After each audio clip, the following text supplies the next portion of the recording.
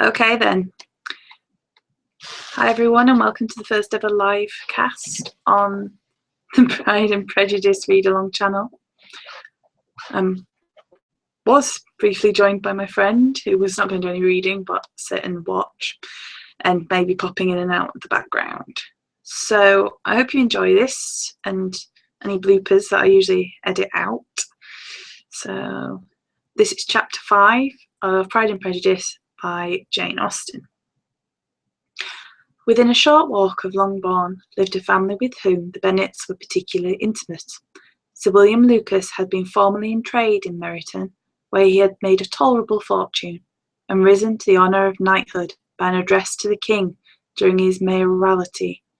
The distinction had perhaps been felt too strongly.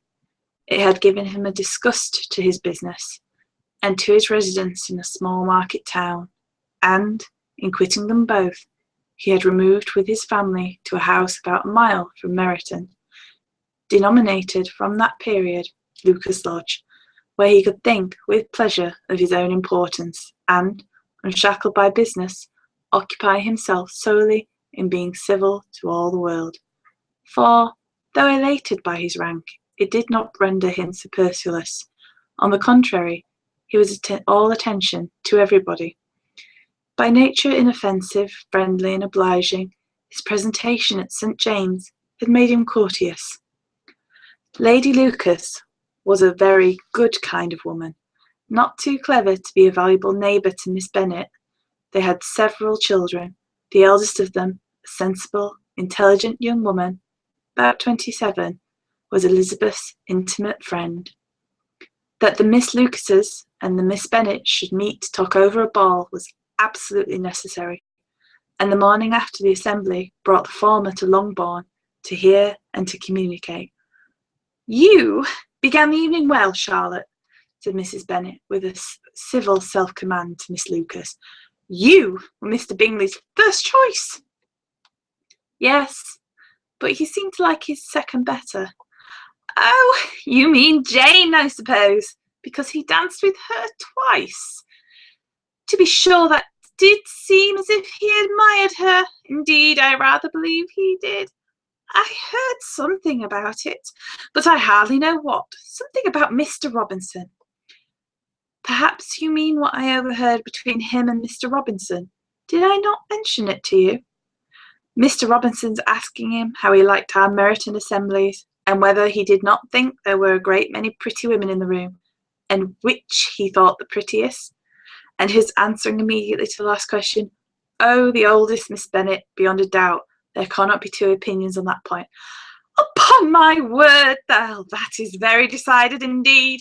That does seem as if, but, however, it may all come to nothing, you know."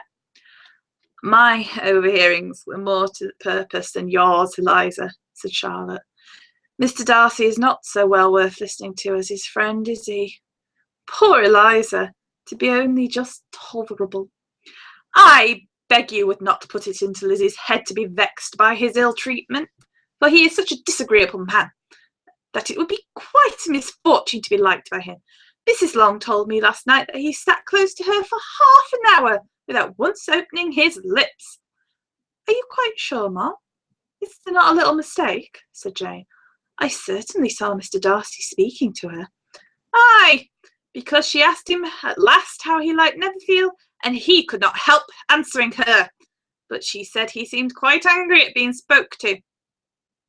"Miss Bingley told me," said Jane, "that he never speaks much, unless amongst his intimate acquaintances. With them he is remarkably agreeable." "I do not believe a word of it, my dear. If he had been so agreeable, he would have talked to Mrs. Long. But I can guess how it was. Everybody says he's et up with pride, and I dare say that he heard somehow that Mrs. Long does not keep a carriage, and had come to the ball in a hack chaise."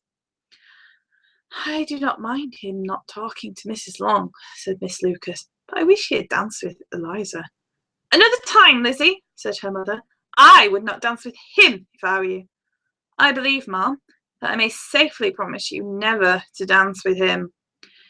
"His pride," said Miss Lucas, "does not offend me so much as pride often does, because there is an excuse for it.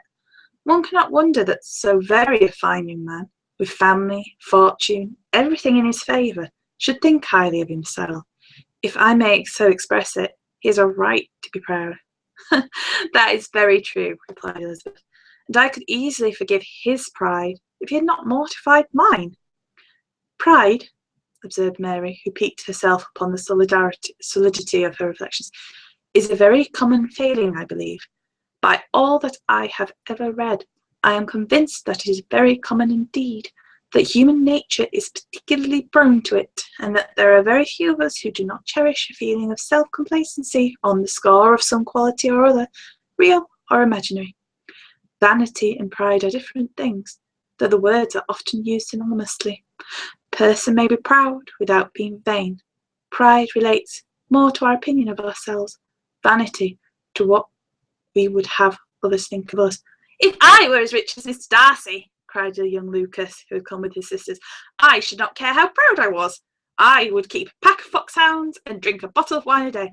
Then you would drink a great deal more than you ought, said Mrs. Bennet. And if I were to see you at it, I should take away your bottle directly. The boy protested that she should not. She continued to declare that she would, and the argument ended only with the visit. All right. Well, that was the end of that chapter. Always gets me how short these chapters are in the book. So I hope you enjoyed it. Do let me know with your feedback and comments. And hello to all my Kickstarter backers and also my Patreons. Have a nice evening, and I'll see you next week.